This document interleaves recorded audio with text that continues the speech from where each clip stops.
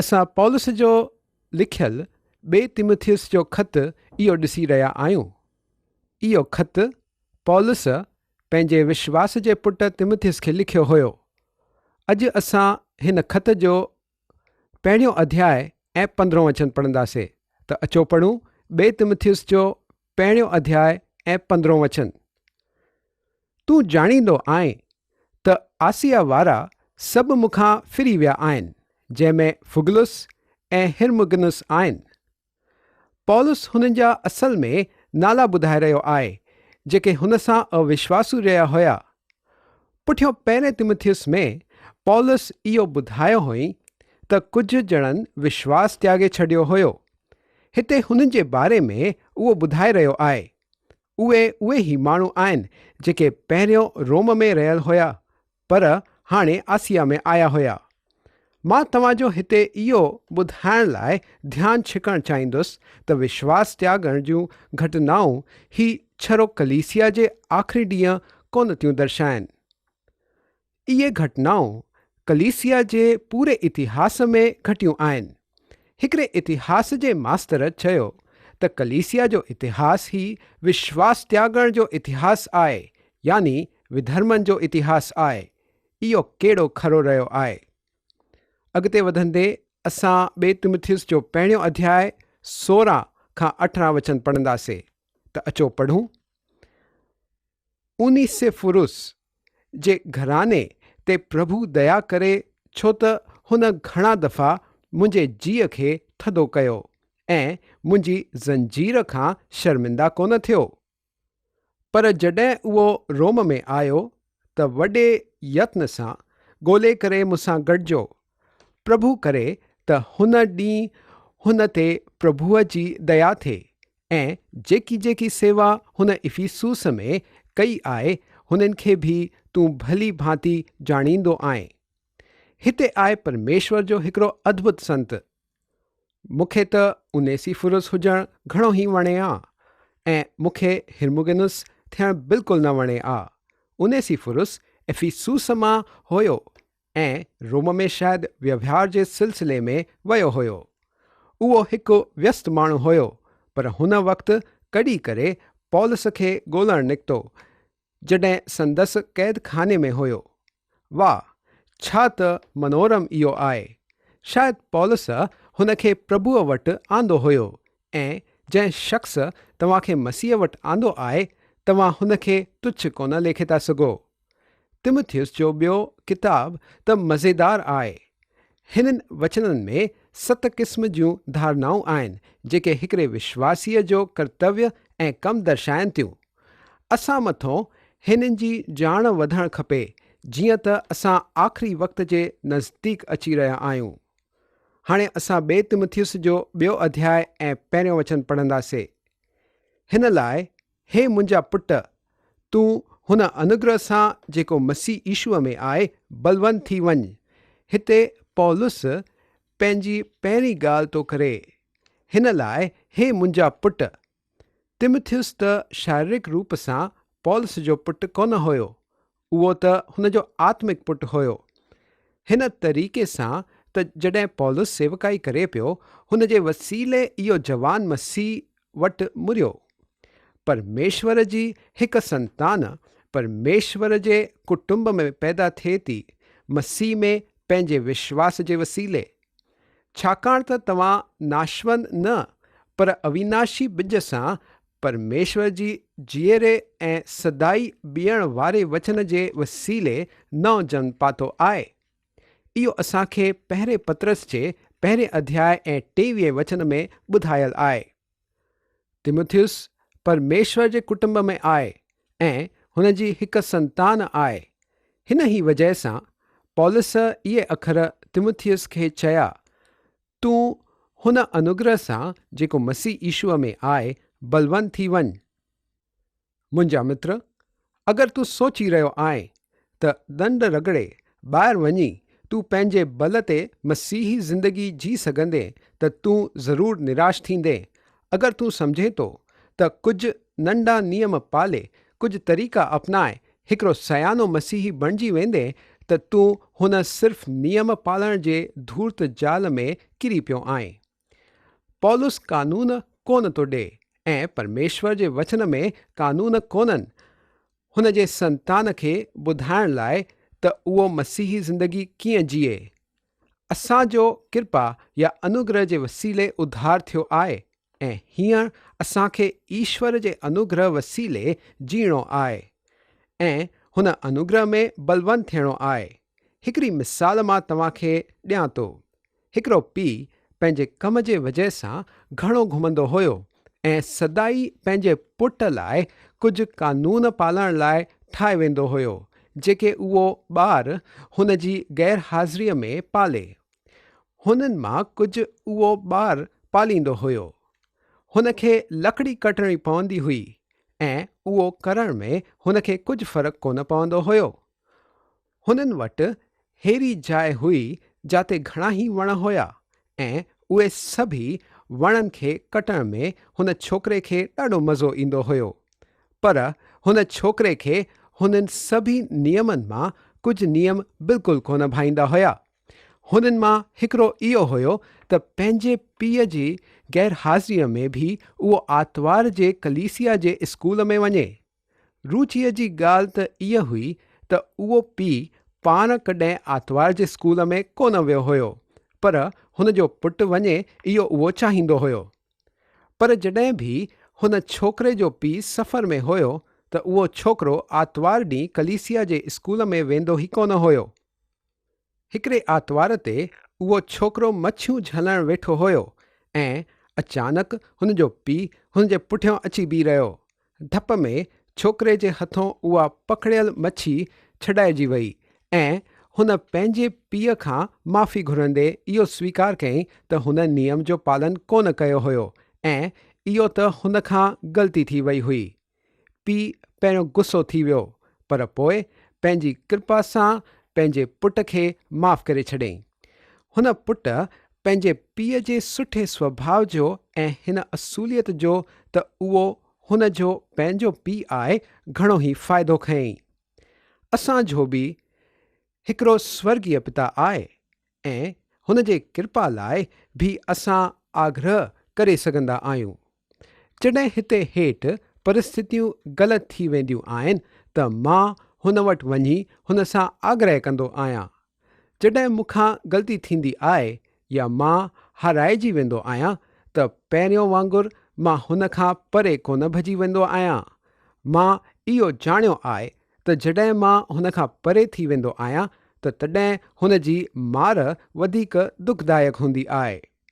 मूंखे हेतिरो परे कोन निकिरी वञिणो आहे जिते मूंखे अञा वधीक चुभंदो। मां हुन जे अञा क़रीब ईंदो आहियां। मां हुन जे जेतिरो क़रीब आहियां होतिरो अञा घटि दुखंदो आहे। मां हुन स्वर्गीय पिता जो पुटु आहियां ऐं इहो केॾो अद्भुत आहे। जॾहिं मां कहिड़े मसीही विश्वासीअ खे इहो चवंदे ॿुधंदो आहियां त मां इहो कोन कंदो आहियां, मां उहो कोन कंदो आहियां, मां साम्हूं रखियल नियमनि खे पाले रहियो आहियां, त मां यकदमि ॼाणे वठंदो आहियां त हेड़नि शख़्सनि खे परमेश्वर जी कृपा जे बारे में वधीक जानकारी कोन्हे।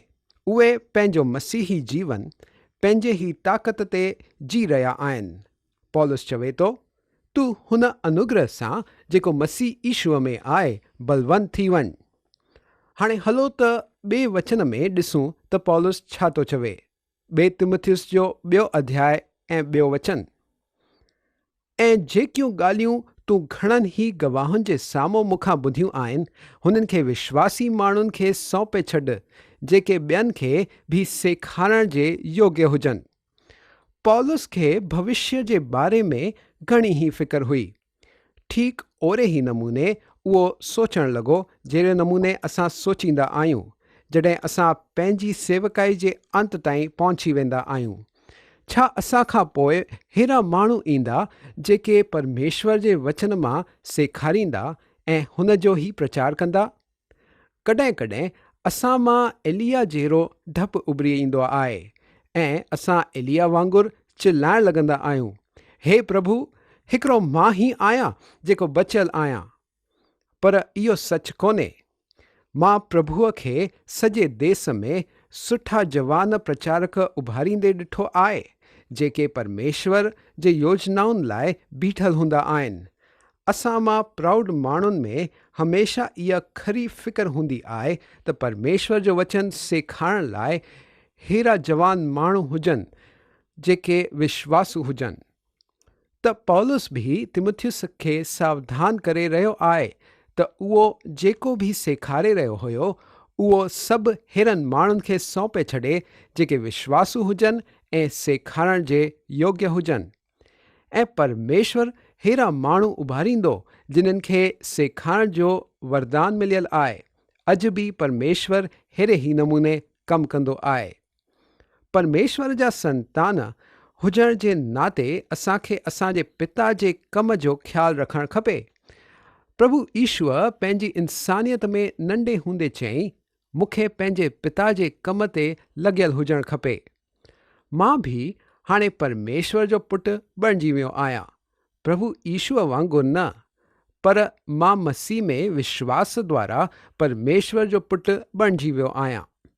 यूहन्ना जे किताब जे पहिरें अध्याय जो 12 वचन चवे थो, पर जेतिरनि हुन खे ग्रहण कयो हुननि खे परमेश्वर जी संतान हुजण जो अधिकार ॾिनो, अर्थात हुननि खे जेके हुन जे नाले ते विश्वास रखंदा आहिनि। हाणे जॾहिं मां परमेश्वर जो पुटु आहियां त मां पंहिंजे पिता जे कम में रुचि रखंदुसि। तव्हां ॿुधायो, छा तव्हां पंहिंजे स्वर्गीय पिता जे कम में रुचि रखो था? हुन जो सभिनीनि खां अहम कमु आहे हुन जे वचन जो प्रचार करणु।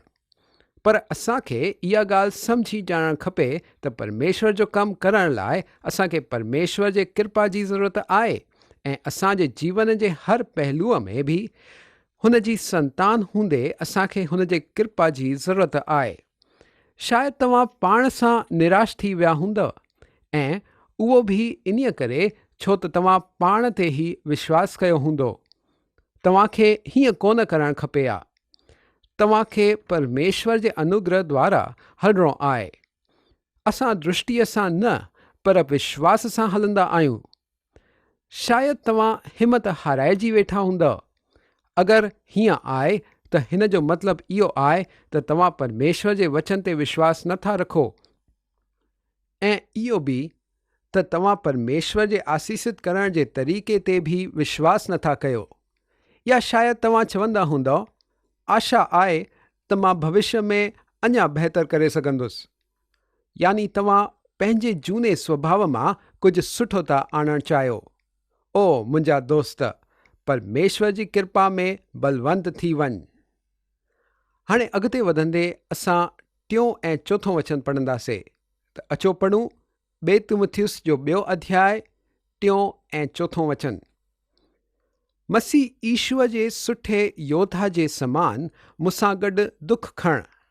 जॾहिं कोई योद्धा लड़ाई ते वेंदो आहे त इन्हीअ करे त पंहिंजे भर्ती करण वारे खे ख़ुशि करे पंहिंजे पाण खे संसार जे कमनि में कोन फासींदो आहे। मसीही विश्वासी हिकिड़ो सिपाही आहे, योद्धा आहे। परमेश्वर जी संतान हिकिड़ो योद्धा कीअं थो थी सघे? इफिसियों जे किताब जो आख़िरी अध्याय असांखे ॿुधाए थो त मसीही विश्वासी हिकिड़ो आत्मिक युद्ध लड़ी रहियो आहे ऐं त हुन खे परमेश्वर जो कवच पाइण जी ज़रूरत आहे। पौलुस इफिसियन जे विश्वासियुनि खे चयईं, छो त असांजो इहो मलयुद्ध लहू ऐं मांस सां न, पर प्रधाननि सां ऐं अधिकारियुनि सां ऐं हिन संसार जे अंधकार जे हकीमनि सां ऐं हुन दुष्टता जी आत्मिक सेनाउनि सां आहे जेके आकाश में आहिनि। इन्हीअ करे परमेश्वर जा सॼा हथियार ॿंधे वठो त तव्हां बुरे ॾींहं में सामनो करे सघो। इहो असां इफिसियों जे किताब जे 6 अध्याय जे 12 ऐं 13 वचननि में पढ़ूं था। जॾहिं कोई योद्धा लड़ाई ते वेंदो आहे त पंहिंजे पाण खे संसार जे कमनि में न फासींदो आहे। कल्पना कयो त हिकिड़ो योद्धा युद्ध जे विच में पंहिंजे सरदार वटि वञी चवे थो, साहिब माफ़ कजो, पर मूंखे वञणो पवंदो। मूंखे शहर में वञी कुझु धंधो ॾिसणो आहे ऐं पोइ मूंखे फलां फलां सां गॾु मुलाक़ात करणी आहे। इन करे मां अॼु राति जे युद्ध लाइ कोन बीह सघंदुसि। घणा ई मसीही अॼु अहिड़े ई नमूने लड़ाई लड़ंदा आहिनि त उहो पंहिंजे भर्ती कराइण वारे खे ख़ुशि करे। हिकिड़े विश्वासीअ खे पंहिंजी प्राथमिकताऊं स्थापित करण जी ज़रूरत आहे। हिते हुन खे दुख खणणा आहिनि, मतिलबु दुख भोगणा आहिनि, जहिड़े नमूने पौलुस भोगे रहियो हुयो। घणा ई हिन वचन जो मतिलबु बिगाड़े चवंदा आहिनि त हिकिड़े मसीही विश्वासी खे शादी कोन करणु खपे, पर पौलुस हिन वचन में अविवाहित रहण जे बारे में कोन ॻाल्हाए रहियो आहे, पर उहो हिन जे बारे में ॻाल्हाए रहियो आहे त असां सांसारिक कमनि में हेतिरो फसी पवंदा आहियूं त असां मसीही जीवन जॻे कोन सघंदा आहियूं। अहिड़े नमूने असांखे पाण खे हिन जीवन जे कमनि में फासणो कोन्हे। परमेश्वर जी हर संतान खे इहो ॼाणे वठिणो आहे त उहो हिकिड़ो सिपाही आहे, हिकिड़ो योद्धा आहे, ऐं असांखे इहो बि ॼाणे वठिणो आहे त मसीही ज़िंदगी हिकिड़ी रांदि जो मैदान कोन्हे, उहा हिकिड़ी युद्ध भूमि आहे। उहा युद्ध भूमि आहे जिते युद्ध जीतिया था वञनि ऐं जिते युद्ध हाराइजी बि वञी रहिया आहिनि। हिते हिकिड़ो खरो आत्मिक युद्ध हली रहियो आहे। हाणे असां ॿिए तिमुथियुस जो 2 अध्याय ऐं 5 वचन ते नज़र विझंदासीं। वरी आखाड़े में लड़ण वारो अगरि विधीअ जे अनुसार न लड़े त मुकुट कोन पाईंदो आहे। हिते पौलुस हिकिड़े मसीही जी तुलना हिकिड़े खिलाड़ीअ सां करे रहियो आहे। लड़ाई या संघर्ष हिते रांदि जे संबंध में वापरियो वियो आहे। खिलाड़ीअ खे या लड़ण वारे खे जीतणो आहे ऐं उहो जीतण लाइ जेको कुझु बि करे सघे थो उहो करे थो। कंहिं शख़्स त शिकायत कंदे खुली ॿुधाई, मसीही विश्वासी हिकिड़े ई नमूने जी कसरत कंदा आहिनि ऐं उहा आहे टपो ॾेई नतीजनि ते पहुचणु, पंहिंजे दोस्तनि खे नीचो ॾेखारणु, जवाबदारियुनि खां मुंहुं मोड़णु ऐं पंहिंजे भाग्य जे पुठियों भॼणु। पौलुस हिते अहिड़े नमूननि जी कसरत जे बारे में कोन ॻाल्हाए रहियो आहे। पौलुस मसीही ज़िंदगीअ खे हिकिड़े ॾुक जे मैदान जहिड़ो दर्शाए थो। फिलिपियन जे किताब जे 3 अध्याय जे 14 वचन में पौलुस चवे थो, निशाने जे तरफ़ ॾुकंदो हलंदो वञा थो ताकी उहो इनाम पायां जंहिंजे लाइ परमेश्वर मूंखे मसीह ईशूअ में मथे सॾायो आहे। पौलुस जो उद्देश्य इहो हुयो त उहो पंहिंजी मसीही दौर में अहिड़े नमूने भॼे ताकि दौर जे अंत ते बीठल प्रभु ईशूअ हुन खे इनाम ॾेई इहो चई सघे, धन्य ऐं सुठा ऐं विश्वासयोग्य दास। इहो असां मत्ते जे 5 अध्याय जे 21 वचन में पढ़ूं था। पहिरें कोरिन्थियो जे न्याय अध्याय जे 24 खां 27 वचन में असां ॾिसूं था पौलुस इहो बि चवणु चाहे थो त उहो पंहिंजे शरीर खे नियंत्रण हेठों रखणु थो चाहे। परमेश्वर जे संतान खे लड़णु खपे, संघर्ष करणु खपे। परमेश्वर जी इच्छा आहे त हुन जी संतान हुन ॾुक में जीते ऐं परमेश्वर जी हर संतान खे हिन जी ॼाण हुजणु खपे। हुन खे विधीअ अनुसार या कानूनी नमूने लड़णो आहे, यानी हुन खे नियम अनुसार रांदि करणी आहे। मसीही ज़िंदगी जीअण लाइ कहिड़ो नंढो या सवलो रस्तो कोन्हे। असांखे सॼे बाइबल जो अभ्यास करणो आहे। हिकिड़े ॾुक में भॼंदो खिलाड़ी पंहिंजी पटरीअ जे किनारे खे पार करे नथो भॼी सघे। हर रांदि में नियम हूंदा आहिनि। परमेश्वर जे संतान खे बि हीअं ई करणो आहे। अगरि तव्हांखे जीतणो आहे त तव्हां सवलनि या नंढे रस्तनि तां कोन ईंदव। अॼु असांजो वक़्तु पूरो थी वियो आहे। अॼु असां हिते ई बीह रहंदासीं। ॿिए प्रोग्राम में तव्हां सां वरी सां मिलंदासीं। तेसिताईं अलविदा।